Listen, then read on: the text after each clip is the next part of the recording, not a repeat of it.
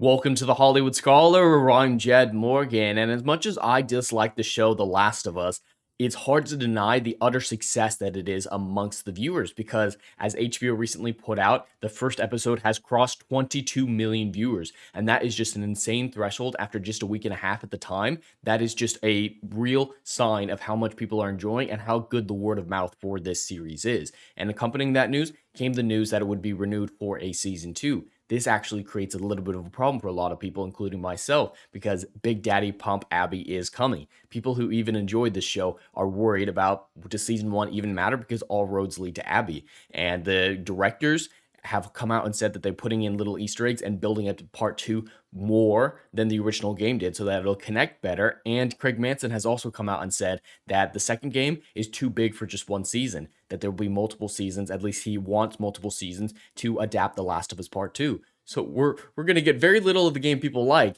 and a lot of the game that is universally panned and is an atrocity of untold proportions. I do believe that tonight's episode 3, will be a big turning point in fans' enjoyment of The Last of Us because it is an episode that features near no actual material from The Last of Us. A big praise that people have been giving this show so far is how one-to-one some shots and some superficial aesthetics of the show are adapting from the video game. I believe that there's a lot more wrong with the show, and just having the occasional superficial aspect from the game isn't enough to make it a good adaptation. But this episode 3 does not look like, from all the behind the scenes, the interviews, the press releases, and the trailers, it does not look like this third episode will be adapted from the game in any way, shape, or form. So I believe this third one will be a turning point, and if nothing else, I do believe that with their setting up for part 2 and Neil Druckmann's public disdain for the character of Joel, that they might try to pull a Ned Stark moment for the end of season 1 and kill off Joel. That is just a personal theory of mine. I've had or heard other people talk about it, but that is something that I do believe is a staunch possibility.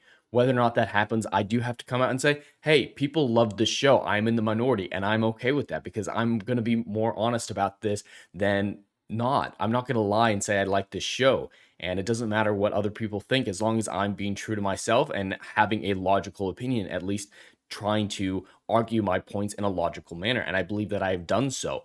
So why does it matter to me if everyone else is loving it? I might be disappointed, but it's not a big part of my personality that everyone has to agree with me. So it's hard to deny that 22 million is an insanely good increase of viewership from that initial not so great 4 million viewership that the first episode received, and getting renewed for season 2 this early, while not surprising, does create concerns, but is also a sign of how much the studio believes in this show after the astronomically positive reception this series has received.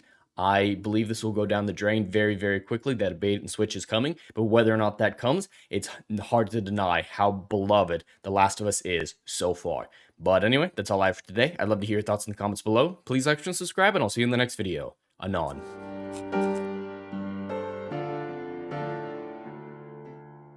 Hey, yo, are you feeling what I'm doing up in here? Oh, I know you are. Do you miss all the good, compelling stories that we used to get back in Hollywood that they ain't putting down no more? I know you missing it. So check out my book series, Odyssey of a Phoenix, a mythological epic about philosophy, morality, and modern day mental illness issues, baby. Book 1, Down in Flames. Book 2, Apocalypse Then. These are currently on sale. What are you waiting for? Get your hands on them. And we got Book 3, Kill the Dark, is coming down the pipeline. Just wait for all the good stuff that's dropping. You ain't gonna be disappointed, fam.